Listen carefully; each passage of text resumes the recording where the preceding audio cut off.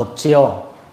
예, 아주 요즘에는 덥기만 할 뿐만 아니라 느닷없이 비가 오고 또 느닷없이 해가 뜨고 그래서 생활하기가 굉장히 좀 불편한 점이 있습니다. 요즘같이 느닷없이 비가 내리는 거를 뭐라 그래요? 그 게릴라 신보 비라고 그러잖아요. 근데 우리가 그렇게 생각을 하면은 굉장히 좀 슬픈데 그걸 거꾸로 생각을 하면 좋습니다. 원래는 비고 원래는 어두웠는데 하나님께서 게릴라식으로 햇빛을 주신다. 이를 생각을 하면은 그게 정말로 은혜가 됩니다. 항상 깜깜한 것이 아니라 빛을 맘 놓고 주시는 겁니다. 하여튼 불편하기도 하고 덥기도 하고 짜증도 나지만은 주일을 맞이해서 또 이렇게 성전에 나오면은 또 얼마나 이렇게 시원한지 모르겠습니다. 오늘 고린도전서 2장 1절에서부터 5절까지 우리가 잘 읽어봤습니다. 이 고린도 교회는 사도 바울이 제2차 전도 여행 때 사도 바울이 개척을 한 교회입니다. 근데 이 사도 바울은 물론 이제 그 당시에는 다른 사도들도 마찬가지지만은 교회를 개척하고 나서 그대로 머물러 있기를 좋아하지를 않았습니다. 그래서 1년 6개월 동안 고린도에 머물면서 교회를 개척한 이후에 또 그 다음 행선지로 계속해서 자리를 이동해 가면서 사도 바울은 전도 생활을 계속했던 것을 우리는 잘 알고 있습니다. 그런데 사도 바울은 이렇게 자기가 한번 개척을 하고 지나간 다음에는 이제 우리 교회가 아니니까 이제 아무 상관이 없구나 하면서 소식을 끄는 것이 아니라 계속해서 소식을 듣고 거기에 대해서 또 가르침이 있었습니다. 어떻게 보면은 오늘날과는 좀 딴판이죠. 오늘날에는 담임 목사님이 이제 사역을 하다가 어디로 떠나가면은 그날로 그것이 끝이 됩니다. 계속해서 성도들하고 연락을 하면은 과거 담임 목사파와 현재 담임 목사파가 이렇게 구분이 돼가지고 아주 교회에 좋지 않은 덕을 끼칠 염려가 있습니다. 그런데 그 당시에는 다르지요. 목사님 자체가 너무나 부족했고 특별히 사도라는 그러한 권위가 있고 직위가 있는 분들이 있었기 때문에 사도 바울은 계속해서 연락을 주고받으면서 가르침을 주었던 것을 우리는 잘 알고 있습니다. 이렇게 고린도 교회에서 그런데 한 번은 소식이 왔습니다.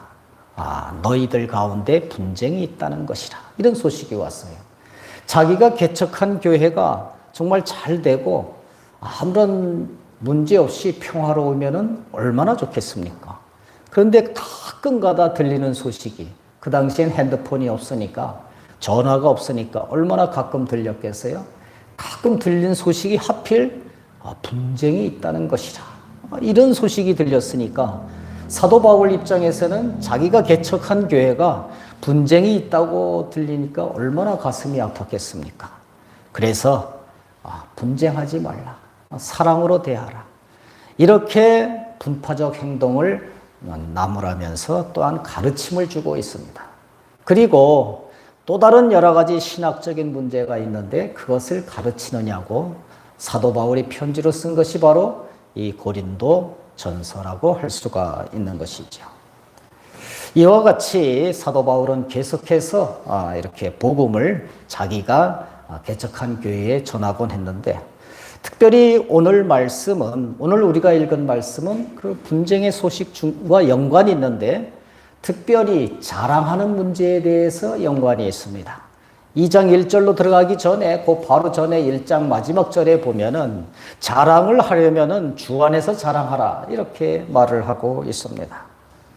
그 당시에 이 고린도 교회, 고린도 지역에는 여러 가지 철학이 많이 발전해 있었고 또 의식 수준도 상당히 높았어요. 철학이 발전해 있고 의식 수준이 높다는 것은 토론을 많이 한다는 것이고 토론을 할 때는 자기 자랑을 아니할 수가 없습니다. 자기 주장이 옳다고 하는 것 그 자체가 자랑이라는 것이죠. 그렇게 자랑을 하다 보니까 그러한 자랑을 많이 하는 지역이다 보니까 예수를 믿고 이제 성도가 된 이후에도 어떤 신앙적인 면에 있어서 자기 자랑을 많이 하게 돼요.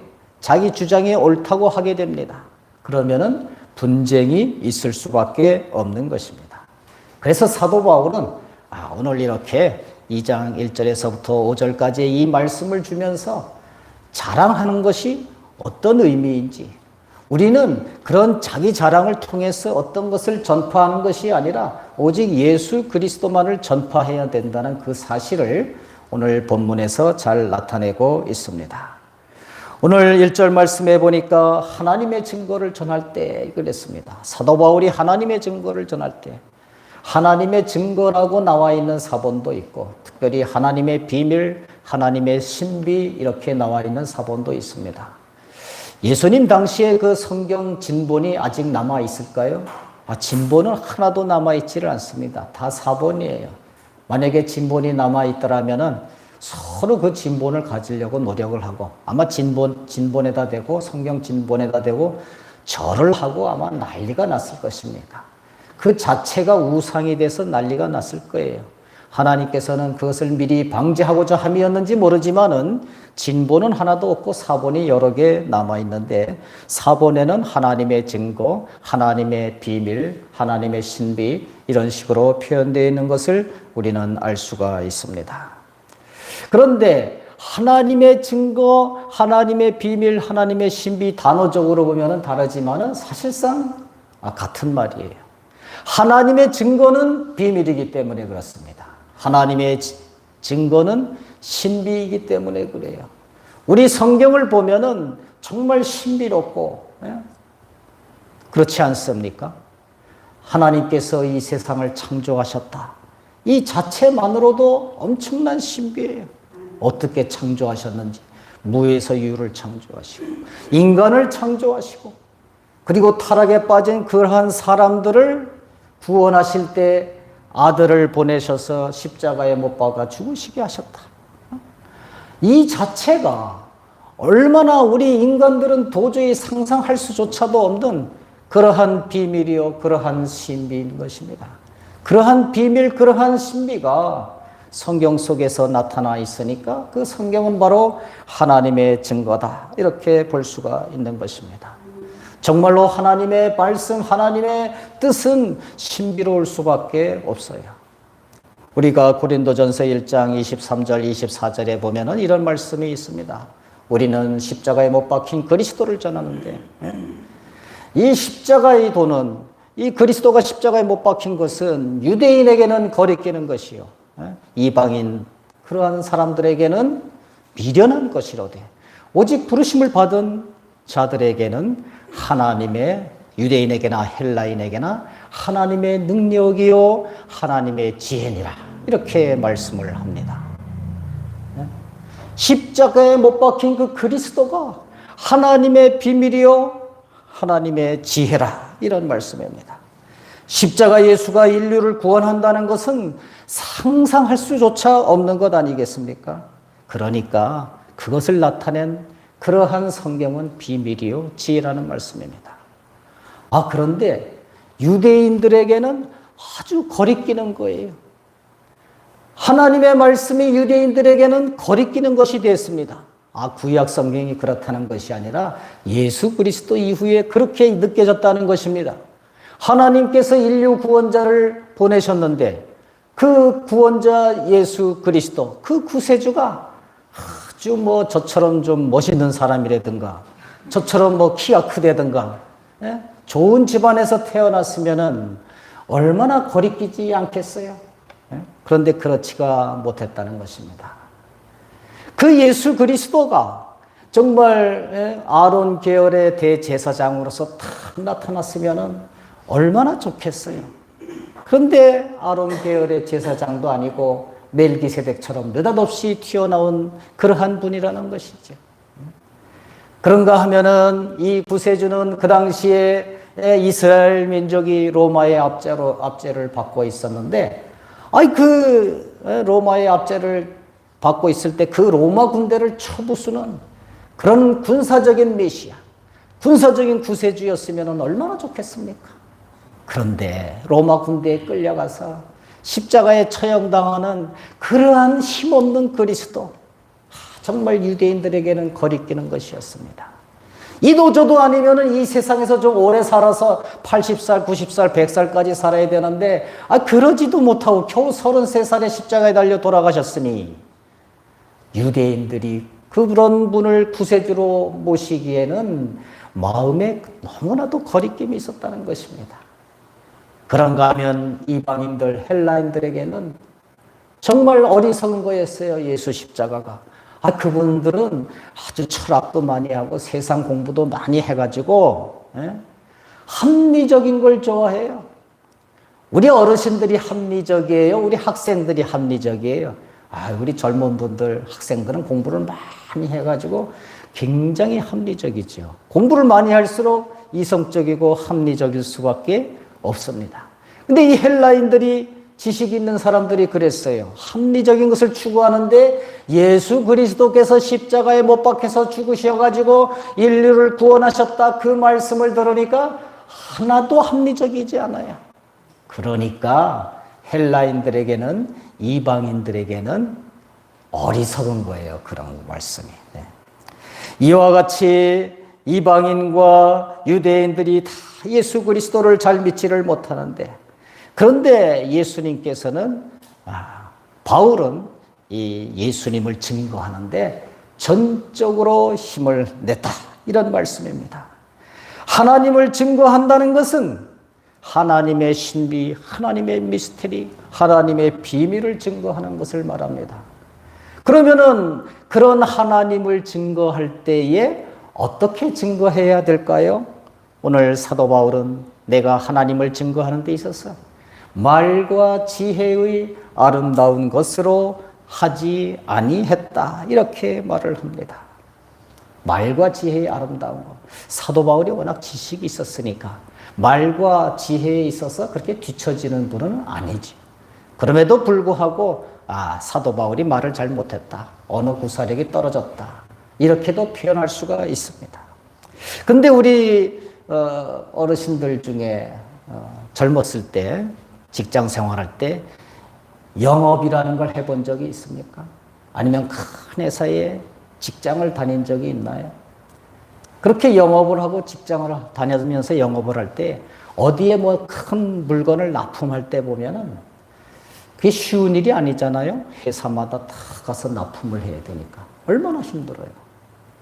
그때는 정말 쫓아가서 논리적으로 아주 자기 제품을 설명을 잘하고 공사를 어떻게 해야 되겠다, 정말 설명을 잘해야 획득을 할 수가 있는 것이지요. 그런데 하루는 사장이 부하 직원을 불러가지고 얘기를 합니다. 너는 오늘 원주시청에 들어가서 내가 시장님하고 잘 얘기를 해놨으니까 제품 샘플을 보여주고 그냥 맡겨주시면 감사하겠습니다, 이렇게 간단하게 설명을 하고 와라, 이렇게 얘기를 했는데 이 부하 직원이 가가지고 자기가 회사에 일조를 하겠다고 이것저것 설명을 잔뜩 하면은 어떻게 되겠습니까? 혹시 이 제품에 뭐 문제가 있는 것 아니야? 저렇게 설명을 계속 하는 걸 보고 이렇게 의심을 할 수가 있을 수가 있어요. 자기의 주인이 하라는 대로 하는 것이 좋습니다. 왜냐하면 자기 주인은 이미 그것을 알고 있기 때문에, 이미 교섭이 되어 있기 때문에 그래요. 우리가 하나님을 증거할 때, 사도 바울이 하나님을 증거할 때는 자기의 말과 지혜로 아니했다, 이렇게 말을 합니다. 하나님의 증거는 하나님의 것이에요. 그리고 그렇기 때문에 하나님이 하시는 그 방법대로 하라고 하는 것이 정상적인 겁니다. 그래서 성령의 나타나심과 성령의 능력으로 그렇게 하나님의 말씀을 전파했다는 것을 사도 바울은 얘기를 하고 있습니다. 결코 사도 바울은 자기의 지식을 써먹으려고 애를 쓰지 않았다. 예수 십자가를 전할 때 그렇게 했다는 것입니다. 그리고 두 번째로 사도 바울은 뭐라고 얘기를 하고 있습니까? 사도 바울은 예수를 전할 때 오로지 예수 십자가와 십자가만을 증거했다, 이렇게 나와 있습니다. 2절 말씀해 보니까 내가 너희 중에서 예수 그리스도와 그가 십자가에 못 박히신 것 외에는 아무것도 알지 아니하기로 작정하였음이라. 이렇게 말씀을 합니다. 내가 너희 중에서 이렇게 말씀이 표현되어 있는데 옛날에 이렇게 쓰여진 문구에서 그렇습니다. 내가 너희 가운데 있을 때에, 이렇게 하면 좀 더 말이 쉽죠. 내가 너희 가운데 있을 때에 예수 그리스도와 그가 십자가에 못 박히신 것 외에는 아무것도 알지 아니하기로 작정을 했다. 이렇게 말씀을 합니다. 전도를 하거나 양육을 함에 있어서 오직 여러분들과 같이 있을 때 예수 그리스도와 그가 십자가에 못 박히신 것, 그것만 생각했지 다른 것은 결코 생각하지 않았다는 말씀입니다. 그렇다고 해서 사도 바울이 정말 다른 것은 아무것도 알지 아니하기로 작정하고, 이 성도들 봤을 때 집안에 뭐 쌀이 떨어졌는지 콩이 떨어졌는지 그거 생각을 안 했다, 그런 말씀인가요? 그렇지 않습니다. 목사님들이 성도를 양육하고 전도할 때 주님을 먼저 보고 말씀을 먼저 알고 그 다음에 세상을 봐야, 그래야 전도도 하고 양육도 할 수가 있는 겁니다. 사도 바울이 고린도전서 11장에 보면은 성도들이, 여자들이 교회에 나와서 기도하고 할 때에 머리에 뭘 쓰고 하라, 두건을 쓰고 하라는 그러한 의미의 말씀을 한 적이 있어요. 그 당시에 고린도 지역에는 여자들이 다 머리에다 두건을 쓰고 다녔어요. 안 쓰고 다니는 여자들이 가끔 있었는데 그런 분들은 남자를 유혹하는 사람들이었어요. 그러니까 교회에 와서 예배를 드릴 때에 두건을 쓰던 말던 무슨 관계가 있습니까? 하나님께서 두건을 쓰면 좋아하시고 안 쓰면 안 좋아하십니까? 그렇지가 않아요. 그런데 교회에 오는 사람들마다 두건을 안 쓰고 오면은 세상 사람들이, 교회 다니는 사람들을 보고 뭐라고 그러겠습니까? 전부 그런 여자를, 남자를 유혹하는 여자다, 이렇게 생각할 것 아닙니까? 여러모로 세상을 또한 봐야 될 줄로 믿습니다. 그럼에도 불구하고 아무것도 알지 아니하기로 작정하였다. 이것은 예수 그리스도와 그가 십자가에 못 박히신 것, 그것을 최우선순위에 두라는 것입니다. 그리고 예수 그리스도와 그가 십자가에 못 박히신 것, 그것은 무슨 말을 할 때든지 결코 제하지 말라는 것입니다. 우리는 전도와 양육을 할 때에 예수 그리스도와 그가 십자가에 못 박히신 것을 제일 중요하다는 것을 알고 있으면서도 한 시간 내내 공부를 시키면서 어떤 때는 그 말을 한 번도 안 하고 넘어갈 때가 많아요. 오늘은 이거 안 해도 되겠지, 이런 생각을 하지 않아도 안 할 때가 많습니다. 그런데 사도 바울은 그렇게 하지 않고 예수 그리스도와 그가 십자가에 못 박히신 것을 제일로 중요하게 여겼을 뿐만 아니라 항상 무엇을 할 때마다 그것을 한 번도 제외시키는 일이 없었다는 것입니다. 그러니까 얼마나 이 사도 바울이 예수 십자가에만 집중했는지 모릅니다. 여러분들 중에 안산에 가면은 그 동산교회라고 있는데 그 굉장히 큰 교회라고 그래요. 뭐 2만 명, 3만 명 모인다고 그러니까 우리 풍성한 교회보다는 조금 크겠죠. 그 2만 명, 3만 명 이렇게 모이는 그러한 교회고, 그 안산 동산고등학교도 딸려 있는 교회입니다. 거기에 지금은 이제 원로 목사님이 되셨지만 거기에 담임 목사님을 하면은 한마디로 세상적으로도 권위도 있고 세상적으로도 뭐 크다 이렇게 느껴지죠. 거기에 자녀들은 그냥 서로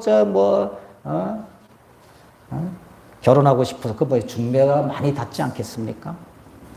근데 그 담임 목사님이 설교를 한번 하셨는데 자녀들이 꽤 많더라고요. 근데 한 3명 정도는 대학 다닐 때 다 결혼을 시켰대요. 요즘에 결혼을 안 하려고 하고 결혼을 해도 엄청 늦게 하려고 하는데 대학을 다닐 때 결혼을 3명이나 시켰대요. 어떻게 그렇게 됐느냐? 그냥 자기들의 자녀가 대학을 가서 연애를 하면은 데려와 봐라. 예수는 믿냐? 그래서 예수를 믿는다고 하면은 그냥 결혼을 시켰다는 거예요. 뭐 그분의 부모님이 목사인지 장로인지 부잣집인지 뭐 직장은 튼튼한지 이런 것을 전혀 고려하지 않았다는 거예요. 참 드문 경우지요. 저 같으면 고려 안 하겠습니까? 고려를 하지요. 근데 전혀 그런 걸 고려하지 않고 오로지 자기가 강단에서 설교한 바와 마찬가지로 예수 그리스도와 그가 십자가에 못 박히신 것, 그것을 아는 것이 제일 중요하고 그 외에는 아무것도 알지 아니하기로 작정하였다. 그런 말이죠. 그래서 우리는 예수 그리스도와 십자가를 가장 중요시하게 생각을 하고 결코 제외하지는 말아야 된다는 것입니다. 그리고 오늘 말씀에서 아무것도 알지 아니하기로 작정하였다. 이런 말은 세상의 지식을 쌓는데 올인하지 않았다. 이런 것으로 우리는 또 알아야 됩니다. 물론 젊은 날에 공부를 열심히 해야 되죠. 근데 너무 평생을 살아가면서 세상 지식을 쌓는데 올인하는 것, 그것이 좋은 것은 아닙니다. 사도 바울은 공부를 많이 한 사람이에요. 길리기아의 다소성 사람으로서 부모는 이 자식에 대한 공부에 대한 열망이 있었어요. 그래서 공부를 잘 하고 그 다음에 예루살렘이라는 곳으로 옮겨가서 가말리엘이라는 그 당대의 최고의 율법가 그 밑에서 최고의 율법을 배우게 했던 사람이 사도 바울의 부모였다는 것입니다. 그럼에도 불구하고 이 다메섹 도상에서 사울이 이제 부활하신 예수 그리스도를 만난 이후로는 자기가 그동안 갈고 닦았던 모든 지식, 모든 경험, 그것을 다 배설물로 여겼다. 이렇게 자기는 고백을 하고 있습니다. 자기가 사도로서 이렇게 복음을 전할 때에도 많은 사람들이 얘기하듯이 좀 언어가 세련되지 못하고 언어 구사력이 좀 떨어지고 그런 것을 볼 수가 있었는데 그러한 것조차 내가 좀 웅변을 좀 배워가지고 열심히 해가지고 좀 더 복음을 잘 전해야지. 그 세상 지식을 쌓는데 올인하지 않았다는 것입니다. 이제 그것은 그거대로 두고 자기는 오로지 예수 십자가와 그가 십자가에 못 박히신 것, 그것만을 열심히 전도했다는 것입니다. 우리는 다 어떻게 생활하고 있습니까?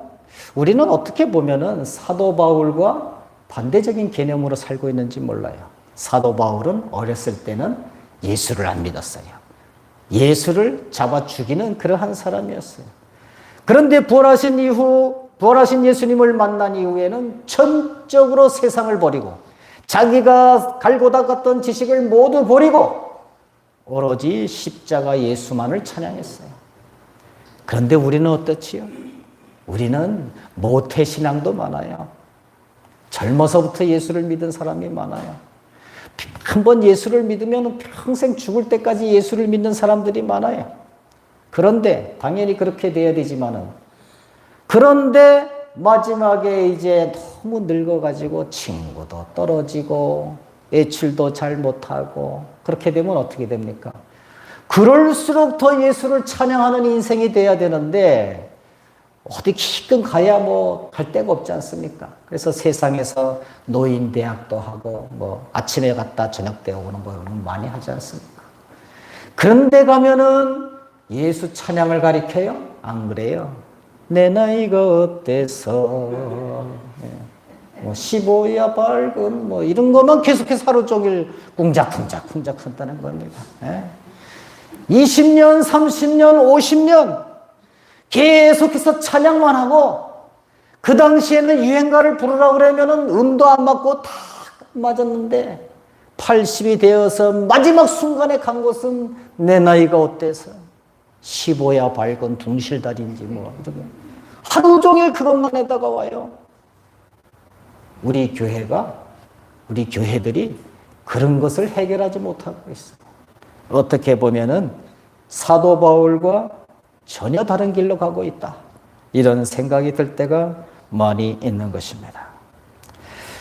예수님의 십자가를 전할 때에 사도 바울은 또 어떻게 전했다고 했습니까? 3절 말씀해 보니까 내가 너희 가운데 거할 때에 약하고 두려워하고 심히 떨었노라. 이렇게. 내가 너희 가운데 거할 때에는, 이건 또 반대로 내가 너희에게 나아갈 때에, 이런 말로 해석을 해야 됩니다. 내가 너희 가운데 거할 때가 아니라 내가 너희한테 이제 처음으로 개척해서 나아갈 때에, 이런 말이에요. 내가 고린도 교회 여러분들에게 나아갈 때에 약하고 두려워하고 심히 떨었노라. 이렇게 말씀을 하고 있는 것입니다. 사도 바울이 전도도 엄청나게 했는데 고린도 지역에 갈 때 왜 약하고 두려워하고 심히 떨었을까요? 고전에 전도해서 개척한 곳이 아덴이에요. 아덴. 요즘에 올림픽이 열리는데 올림픽이 처음 열리는 데가 어디지요? 근대 올림픽이? 그게 바로 아덴이죠. 아테네. 성경의 아덴은 아테네입니다. 거기에 가서 복음을 전했는데 사도 바울이 열정을 다해서 자기가 배운 학식을 다 해서 이렇게 전도를 하니까 거기에서 뭐라고 말을 하느냐. 이 말쟁이가 또 무슨 말을 하려는 거야? 뭐 이방신들을 또 전파하려는 거야? 하면서 조롱도 했다. 이렇게 나와 있습니다. 사도행전 17장에 보면. 그렇게 조롱을 당하고 그 다음에 고린도 지역에 가니까 한 번 그런 일을 당하면은 물론 그렇다고 해서 그게 복음 전파의 실패는 아니에요. 그래도 몇 사람이 믿었지 않습니까? 몇 사람이 믿지 않아도 자기가 열정적으로 복음을 전하고 하나님의 방법으로 복음을 전하면 그건 복음의 실패가 아닙니다. 어떤 예형적으로 열매가 크다고 그것이 복음의 성공은 아니죠. 그런데 아테네에서 그 일을 당하고 고린도 지역에 가서 전도를 하려면은 한 번 그렇게 조롱을 당하면은 그 다음에 좀 약해지고 두려워지고 심히 떨리는 것이 보통이 아니겠습니까? 그래서 학자들은 아마 그것을 많이 얘기하고 있어요. 아테네에서 조롱당한 결과 그 다음에 고린도 지역에 갈 때는 약하고 두렵고 심히 떨렸노라. 그렇게 얘기를 합니다. 그런데 바울은 그것을 얘기하고 있는 것이 아닙니다. 하나님께서 자기에게 맡겨준 그러한 복음의 사역이 얼마나 큰 일입니까? 우리 여기에 계신 어르신들 또한 학생들 많은 분들이 계시는데 하나님이 나를 믿게 하시고 나에게 하나님을 전파하게 하신 것, 그것이 얼마나 크고 위대하고 대단한 일입니까? 그렇게 크고 위대하고 대단한 일을 나같이 어리숙하고 볼품없고 능력 없는 그러한 내가 고린도 지역에 가서 복음을 전하려니까, 그러니까 약하고 두려워하고 심히 떨었다. 이렇게 얘기를 하는 거예요. 이렇게 해석을 해야 맞는 이유가 오늘 1장 마지막 끝절에 보면은 자랑하지 말라고 했는데 그 자랑하지 말라는 말과 연관이 되어 있는 거예요. 사도 바울은 예수를 만난 이후로 정말 담대하게 복음을 전하고 많은 교회를 개척하고 많은 박해를 당하고 많은 사람을 구원시키는데 일익을 담당했습니다. 하나님의 도구로. 그럼에도 불구하고 사도 바울은 자랑하지 아니했어요.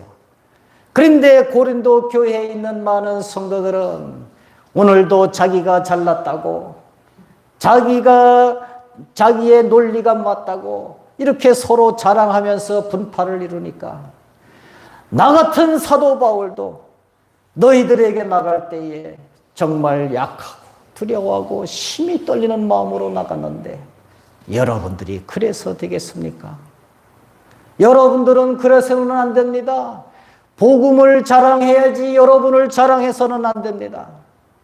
복음을 믿게 된 것, 그것이 여러분들이 잘나서 믿게 된 겁니까? 복음을 믿게 된 것, 여러분들의 논리가 정말 맞아서 그렇게 된 겁니까? 복음을 믿게 된 것, 정말 여러분들의 친구가 와서 전도해서 그렇게 된 겁니까? 아니라는 것이지요. 여러분들에게 복음이 들어가고 여러분들에게 믿음이 들어간 것은 다 하나님의 은혜라는 것입니다.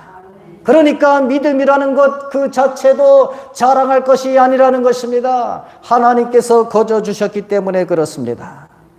그래서 믿음을 통해서 우리가 세상을 보는 눈이 달라지고 또한 믿음을 통해서 우리의 언변도 많이 달라졌겠지만은 그렇다고 해서 그 논리를 가지고 성도 간에 서로 자랑하다가 싸우고 분쟁하고 그래서는 안 된다는 것입니다.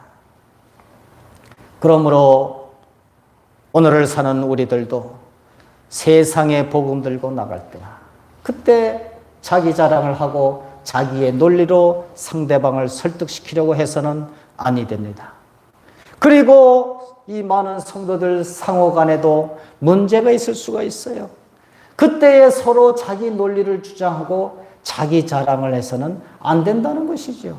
그것이 우리로부터 시작된 것이 아니라 하나님으로부터 시작되었고 하나님이 거저 주신 은혜의 선물이기 때문에 그렇습니다.